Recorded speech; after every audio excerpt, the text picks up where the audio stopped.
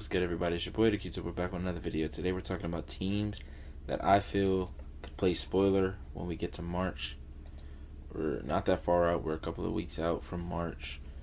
And we're getting to the time where teams are, I'll say, winning their conference regular season. I think UCLA just clinched last night after a win over Washington, who I will talk about in this, actually. As far as South Carolina, I don't know for sure, but I feel like we'll say, I guess maybe since LSU didn't lose, I don't know. I have to look. But teams are starting to gear up for conference tournaments and then obviously the big tournament. And there are a few teams that I feel like could play spoiler. And when I say spoiler, I don't necessarily mean they're making a Final Four run or an Elite Eight run. But depending on how the bracket breaks out, there's a team or two, or five in this case, that I feel like, depending on where they are, a team that we expect or could be, or I won't say expecting, but a team that we would think would go far, may not necessarily go far if they have to play one of these teams. Not necessarily like first round, but if they see them in the second round or whatever. Some of these teams, we don't know exactly where their seeding is going to be. One of these teams is on a big run right now, so they don't seem like a sleeper team, but I still think they are. Because when I originally had the idea to do this video, they were only like a 9 or 10 game win streak at that point. So, yeah. Let's get to the first team. We'll just start with the team that's the hottest right now. And I'm going to look at the bracketology right now. It's updated. It was updated this morning after the games last night. Currently, Duke would be I would assume a 2 seed, maybe a top 3 seed. Okay, so they would be a 3 seed. They would play College of Charleston, and on the other side of them would be Alabama versus Fairfield in the 6-11 matchup. That wouldn't necessarily be a spoiler because Duke would be the higher seed. But if I'm looking at this correctly, they would play the winner of a potential Georgia/Michigan game. And that would be kind of difficult for me because I think Michigan's going to go really far. But a Duke and Michigan game would be really interesting.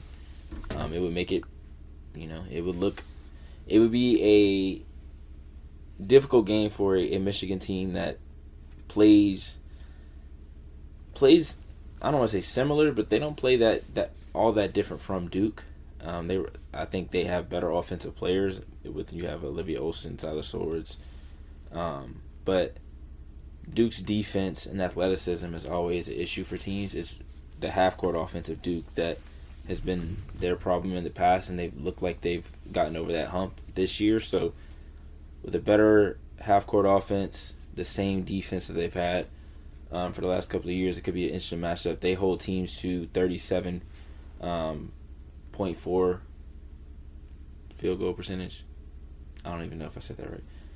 Which is 44th in the country. They average 75.8 points per game, which is 43rd in the country.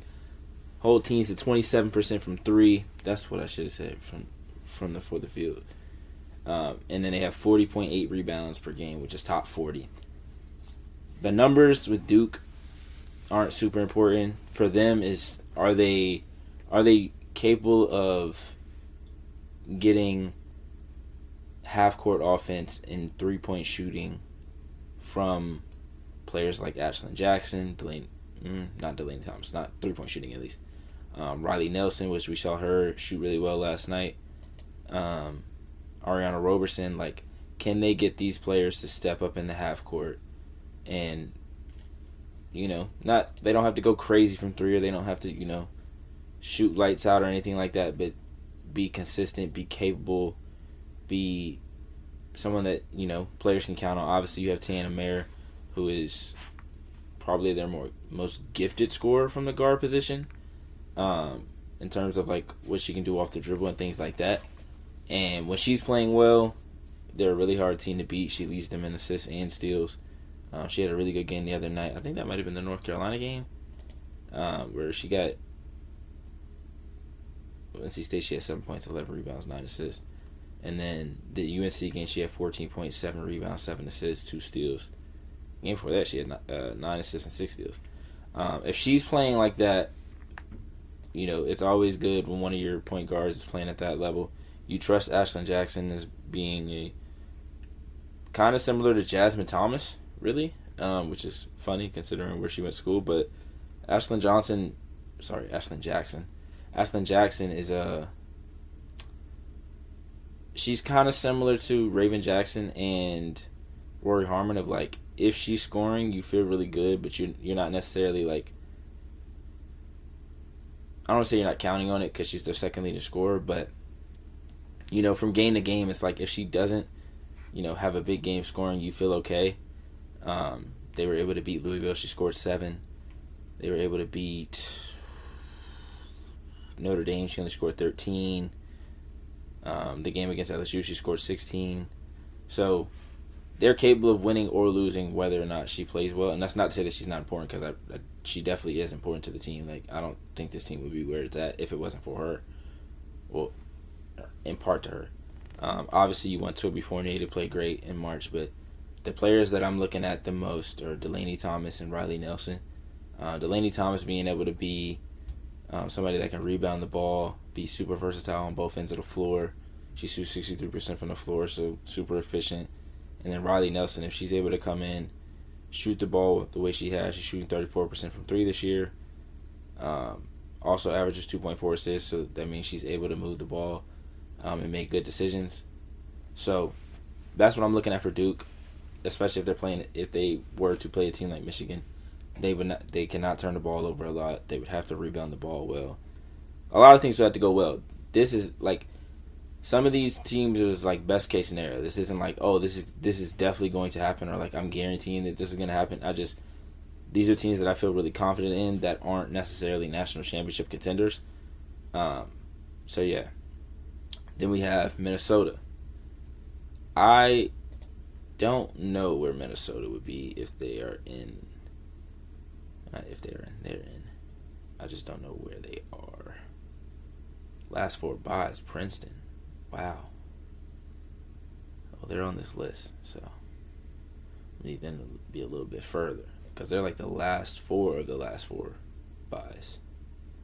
There better not be some teams that they beat, because they've beat some Big East teams on this list. So they better not. Okay, Princeton is a 10 seed and would play Notre Dame. I actually like that matchup for Notre Dame, or for Princeton. I'm not gonna lie, but see that's what I mean right there. Like, that 10 spot against Notre Dame is dangerous for Notre Dame. Like, and I don't even necessarily believe that Notre Dame is the better team than Princeton. Obviously, they're at the bigger school. They have better quote unquote athletes. But as a basketball team, I would take Princeton's basketball team before I take Notre Dame. Now, if they were to beat a Notre Dame, based on this, they would play LSU. Now, I'm not saying that they will beat LSU, but I do think it would be a pretty interesting game because of the way that Princeton can play. They're another team that, like, you don't know who's going to have the hot hand from night to night, and I think that's a good and a bad thing. It's a good thing because you can rely on multiple players every night, but it's also not a good thing because sometimes you don't know who you can rely on any given night, and then it's a pro and con, or it's a give and take for the opposing team as well, because they don't know who to scout number 1, but they also know that if we get down to it, they may not know who the player that they want to go to with the ball is, if that makes sense. You have Madison St. Rose, who's averaging 16 points a game. Sky Belker's averaging 13. Fatima Tall is averaging 12.6. Olivia Hutcherson is averaging 12.2, and Ashley Chia is averaging 10.3. She's also leading the team in assists. Fatima Tall is leading the team in rebounds and steals. You have Toby Nowicki, who is averaging 6 points as well. I think they're a really interesting team. I've liked this team for years, even when they had Caitlin Chen on their team. I think they still have ways to go. Like, I still think they can be better in years to come. I think Sky Belker and Ashley Chia are really good players. And I think the experience they've had over the last couple of years playing teams like UCLA, I think they played Iowa State last year in the tournament, playing those kinds of games and playing against those types of teams, I think you gain confidence and you gain experience in those situations. and figuring out what you need to do to push yourself over the hump.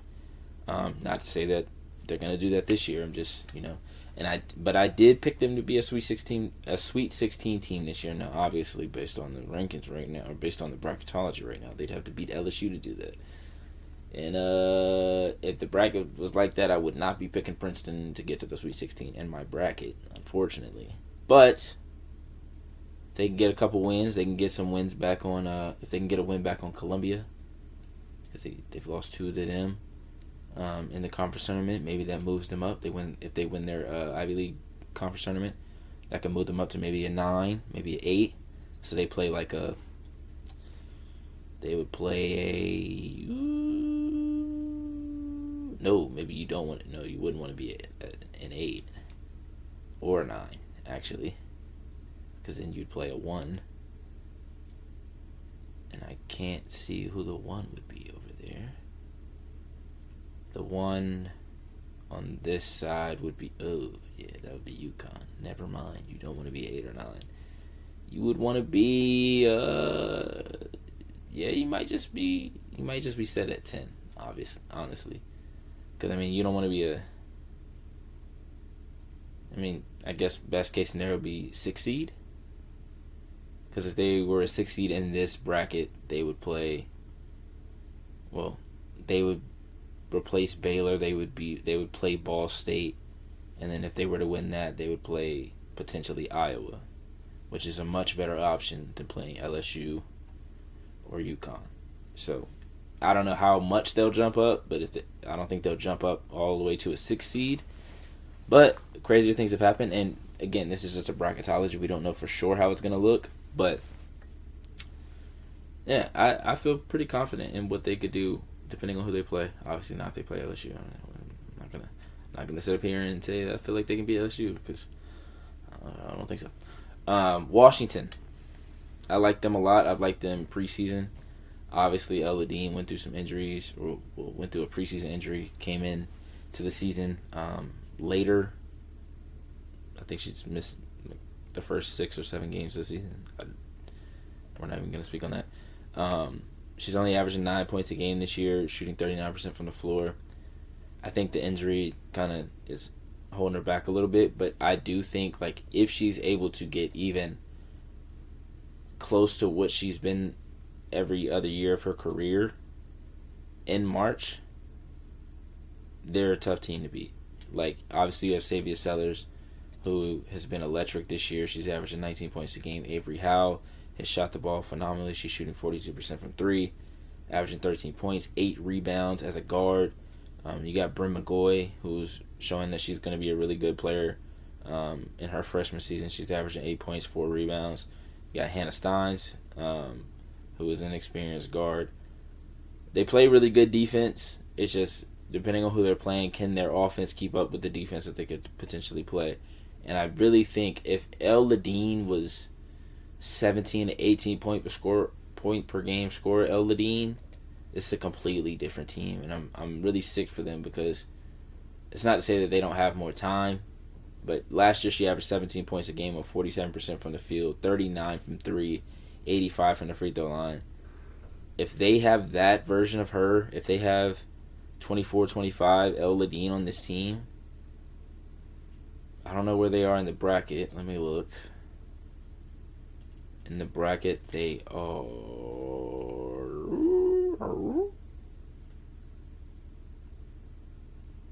a 7 seed. Okay. And they would play Virginia Tech, which I would say they're the favorites in that game. But I do like Virginia Tech too. And then they would play Vanderbilt, which Vanderbilt is a really good team. Do not get me wrong at all. But this is a different situation for a Vanderbilt team that doesn't have a ton of experience in this tournament. Neither does Washington, granted. But Vanderbilt being a 2 seed, now granted, them being at home helps them a lot, but Vanderbilt being a 2 seed, there's a lot of pressure on those top teams to take care of business. And for teams like LSU, South Carolina, UConn, UCLA, teams that are used to being in that situation, may not be as big of a deal for them. But for teams like a team like Vanderbilt, a team like even maybe a Kentucky, it's a little different for them because, I won't say uncharted territory, but they definitely have been in a situation this is a situation that they haven't been in. They haven't been a top seed in a March Madness tournament, and that's big. There's a lot that comes with that. And that's not to say that I would pick Washington to beat them. I'm just saying that matchup is very interesting. And then if they were to win that section, they would play possibly a TCU or a Tennessee.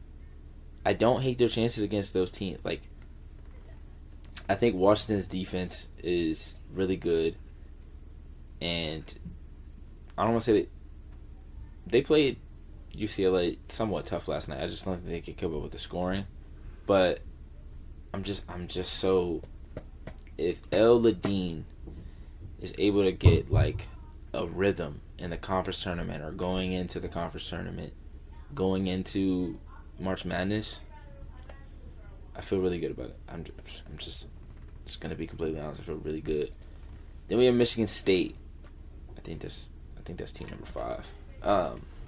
Now I know they're on the list. I just don't remember how many teams I've talked about so far because I be yapping. Michigan State, I actually have not read any of the stats that I wrote down for any of these teams. Michigan State averages 84.4 points per game, which is 10th in the country. 7.8 3-pointers made per game, which is 56th in the country. And they have 11.7 steals per game, which is top 25. Minnesota is top. They're 51st in field goal percentage defensively. 76 points per game, which is 39th in the country. And they get 39.3 rebounds per game, which is top 60-ish. I didn't want to count all that because some of them you can't. Sometimes they don't tell you the number on the side. Sometimes they do. I think I said Washington's. If I didn't, let me know. I'll comment it. They do make 7.5 threes per. Washington makes 7.5 threes per game, which is the same as UCLA. Interestingly enough, Michigan State. I like them a lot. They're in a really tough Big Ten, which they're 6th in the Big Ten right now, which is kind of crazy considering they've been really damn good. Like, obviously they've had some losses lately to Michigan. They've lost to Michigan twice. They lost to Maryland. They lost to UCLA. But they've got some really good wins as well. They beat an Ole Miss team by 17 earlier in the season. They beat Washington, who I just talked about, who was ranked 23 at the time. Washington's been in and out of the rankings all season. Nebraska was ranked 24 at the time that they beat them. And then they lost to Iowa. They beat USC, which isn't a great win at this point, but still a good win. Overtime win over Purdue. Overtime loss to Michigan, and then lost to Maryland back-to-back. Then they bounced back against Penn State, and then they lost back-to-back to UCLA and Michigan. And then they have Minnesota on Sunday, and then the following Sunday they will have Ohio State. They're at Minnesota at home for Ohio State. Last regular season game of the season. I like this team though. I like the way that they play. I think they don't have a lot of questions about what they want to do from game to game or who they trust from game to game. I think they trust everybody that's out there on the floor. I think everyone is capable of having a really good game. Grace Van Sluten, one of the more underappreciated players in the country over the last 4 years. Even when she was at Oregon, she didn't get a ton of praise just because Oregon wasn't as good as they had been in the past. But her freshman season, she averaged 13 and 5, shot 46% from the floor. Her sophomore season, she averaged 15 and 7, 39% from the floor. Last season at Michigan State, she averaged 15 and 7, was 52% from the floor. And then this year, she's 15 and 6, and 50% from the floor. So really, she's just super consistent. She's going to give you good games. She's going to give you a good game every night. She's going to give you a great game sometimes when you need it. She had 22, 7, and 4 against Northwestern. She only had 10 points and then 8 points against Michigan and UCLA respectively. The game before against Michigan, she had 12 points. She had 19 against Maryland. So you would need more of the 17-7, 16-10, 17-8, 20-14 against whoever they would play in March Madness, which they would play based on today. Based on today, they would play. There's so many states. Not states, but like STs, like Michigan State, Ohio State, San Diego State. They would be a 4 seed and would play Green Bay. Obviously, I would have them as the favorite in that. The second round matchup would be against Oklahoma. Oh, I would have to go with Oklahoma in that matchup, which goes against this video, but I'm just gonna hope that they end up getting matched up with like North Carolina or something. Because in the North Carolina matchup, I think I would take Michigan State. Yeah, I would take Michigan State in that game. Oklahoma, their offense is just so potent.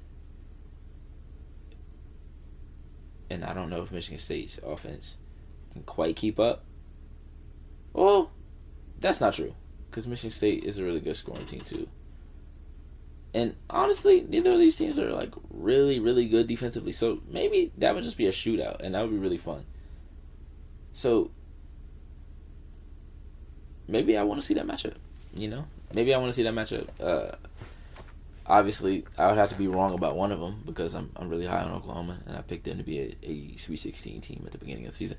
I need to go back and look at the teams that I said would be a Sweet 16 team and see what it looks like, because hopefully I didn't pick USC to be a Sweet 16. Actually, they have USC as a 7 seed. Let me look at something real quick, because that's interesting. USC. There we go. Let me see something. 19-8, 17-9, 7th in the Big Ten. So they've. I'll go back. I just saw it. So they're 9-6 in the Big Ten. Washington's 9-7. Okay, so Washington has one more loss than them, but has played one more game. Illinois, Oregon are below them at 8-7, 7-8. So USC, they've done their job lately. They're between Maryland and Washington. Let me see who they've played and who they do play. They've played. So since the Michigan State and Michigan losses back to back, they beat Iowa, Rutgers, Northwestern, Illinois, Indiana, Wisconsin. You know what? Those are the games that they should have won. Okay, that makes a lot of sense because they were 3-6. The last time I really looked at their thing, and it was like, all right, if they lose, too many more, they're out of the tournament. So I wasn't expecting them to be a 7 seed, but they've played some teams that they're supposed to beat. Now, they have Ohio State this Sunday. They have Penn State, which that should be another win, and then they end the season with UCLA, like they normally do. So they could go 2-1. They could go 3-0. They could go 1-2. I think they're in the tournament regardless, unless they drop all 3 and lose early in the Big Ten tournament, which I don't see them doing. Yeah, that was interesting. That shocked me a little bit, but yeah, some of this bracketology. Oh my God, bracketology is interesting. Next 4 out: Stanford, South Dakota State. What? South Dakota State. Oh my goodness, I need y'all to win y'all conference. Then I'm gonna be sick if South Dakota State doesn't make it. They're the next 4 out, so they're behind Utah, Nebraska, Kansas. Richmond's out too. Damn. Yeah, I definitely need Richmond to win too. There's just some players that I really like on those teams that I want. Damn, they lost to George Mason and George Washington. Damn, they only scored 37 points against George Mason. Ugh, that's not great. Maggie Dugan went 3 of 13. George Mason's not bad though. They're 12-2. So is Richmond. Well, at the time they played that game, they were. And then they played George Washington, lost by 3. Oh, George Washington 6-9 in the conference. That's a bad loss. That's probably why they dropped. I mean, they might have been out before that, or they might have been like first 4 out, like top of it, or like last 4 in. But that loss is bad. I think that's 6-9 in the A10. That's not a good one. Granted, it was on the road and overtime. So, but damn, that second quarter was nasty. I mean, their first 3 quarters, they only scored 9 points in those games. 9 points first quarter, 9 points second quarter, 9 points. All right. See, this is what happens when I get on a rabbit hole and I just start yapping about shit that doesn't matter. Last 4 in: Colorado, Clemson, Virginia, Arizona State. Okay, last 4 buys: Villanova, Mississippi State, Virginia Tech, Princeton. Let's see, what's the most interesting matchup? At least first round, and then we'll get out of here because I'm yapping. State, Mississippi State, Illinois, Syracuse, Virginia State. Probably Notre Dame, Princeton. Honestly, Washington, Virginia Tech is a good one too. It's always the 7-10s that are really interesting, and 8-9s, obviously. Let's see, Oregon, Villanova, Oklahoma State, yeah. What's the other one? What's the other 8-9? I wonder how different this would be from what it actually ends up being. NC State and Iowa State. Ooh, that's interesting. Jada Williams versus all of the guards in NC State. I wonder if Addie Brown comes back, does Iowa State get a bump in where they're seated? I mean, it would depend on how they end the season, but a lot of times we see players get injured, or if players get injured near the end of the season, whether they're coming back or not gets them a bump or a drop in the rankings or in the seeding. But yeah, let me get off here and stop yapping because this video is probably way too long now. But I appreciate you guys for watching. Make sure you guys like, comment, subscribe. Let me know what teams that you feel are quote-unquote sleepers that could make some noise in the tournament. I might do another video tomorrow talking about the teams that I had in the Sweet 16, or maybe I'll do it on Monday. The teams that I had in the Sweet 16 in preseason, and see what it looks like, or what the possibility of each team looks like. Like super high, in the middle, probably not. We'll go through that. But appreciate you guys for watching. Make sure you come back for the next one. Okay, so I'm an absolute goofy and completely forgot to talk about Minnesota. I feel like I mentioned them at some point, but then when I was putting up the thumbnail, or I was posting it and putting up the thumbnail, I realized, I'm like, I don't remember talking about Minnesota at all. So, gonna do that real quick. This video is already really long. Just gonna try to add this on. Don't know if it'll work. If it doesn't, I'll just make it a short or something. Don't know for sure. I think Minnesota is another one. They're similar to Washington in my opinion. Their numbers, I think I talked about their numbers and then didn't talk about them as a team. I don't even remember. They hold teams to 37.5% from the field. They score 76 points per game. They're 39th in the country. They're 51st in the field goal percentage defense. Yeah, I definitely talked about their numbers and just didn't talk about the team. I don't know. But Mara Braun, her situation is very similar to Ella Dean, and so is Minnesota in this case. Tori McKinney's been really good this year. Grace Goholski has been really good as well. She's averaging 12 points. We'll round up. She's averaging 13 points. Mara Braun is averaging 12. Amaya Battle's averaging 10.7. Sophie Hart is averaging 10.7, and then Bradley Glenn is only averaging 6, but she does a lot more than scoring. Like, she's a super versatile, super valuable player on the defensive end. But the players that I look at for a March run are Mara Braun and Amaya Battle. Amaya Battle went on a huge run in the WNIT last year, or Women WBIT last year, where Minnesota ended up winning. Mara Braun got hurt towards middle of the season. No, she got hurt pretty early, I think. And they were able to, at the end of the season, start making up some ground. But Amaya Battle hasn't shot the ball well this year. She's shooting 38% from the floor, 29 from 3. Mara Braun is shooting 40% from the field, 33 from 3. And Mara Braun is a player that is very similar to Ella Dean, and where when she's healthy, she's a really good scorer. Last year in the 5 games that she played, she averaged 13.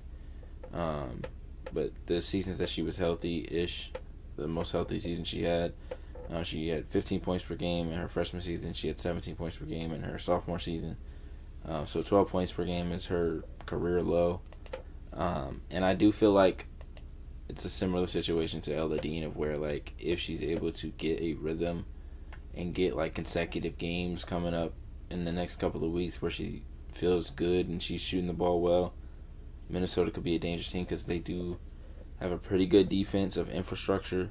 They have players that are capable of scoring from multiple positions. And I think both Amaya Battle and Mara Braun are, I don't want to say battle. I think they're battle tested. I think they have enough experience, not necessarily like in the tournament itself, but just enough experience to feel like, okay, this is what we need to do to get to this point. I think Grace Groholski is a really underrated guard. And I think Tori McKinney is really good as well. Very athletic, and is able to really get out in transition and do a lot of things really well. For them, I feel like if they're such a balanced team, like, it's very similar to the Washington and not Michigan State, Princeton, of where, like, you don't know exactly who's going to be the number one option each night, but there's a bunch of different players that can be the leading scorer in any given game. Let's see, if I just look, you got Braun, Groholski, Glenn, Braun, Groholski, Hart, Groholski, McKinney, Glenn, Groholski, Battle, Groholski, McKinney, Groholski, Battle, Braun, Battle, McKinney, Battle, Groholski, Hart, Battle, Braun, Hart. So, like, you heard about, 5 different names in there between even the beginning of the season. McKenna Christian led the team in scoring. So, you heard a bunch of different names in there, and I think that's a good thing and a bad thing. Like I said earlier, I think it's the same thing for them. For Minnesota, it comes down to Mara Braun and Amaya Battle, in my opinion. If they are able to play at the level that they're capable of, they can make some noise. I think they're a 5 seed. Yeah, they're a 5 seed at this current moment. They would play the winner of Virginia versus Arizona State. I would say that they're the favorites in that, and then if they were to win that and Kentucky were to take care of business, it would be Minnesota-Kentucky, which I think would be a very interesting matchup. And honestly, I could see Minnesota winning that. I think Minnesota's a team that I had going to the Sweet 16. So it's another case of a team that I had going to the Sweet 16. Don't know for sure because of matchups and things like that. But that's how it all plays out. Like, only 16 teams can be in the final 16. So it is what it is. But sorry about that. Don't know why I forgot about them. I think the thing that I had up on the screen was blocking their name, or blocking their tab at least, and I just blanked on it. So appreciate you guys for watching. Make sure you guys like, comment, subscribe.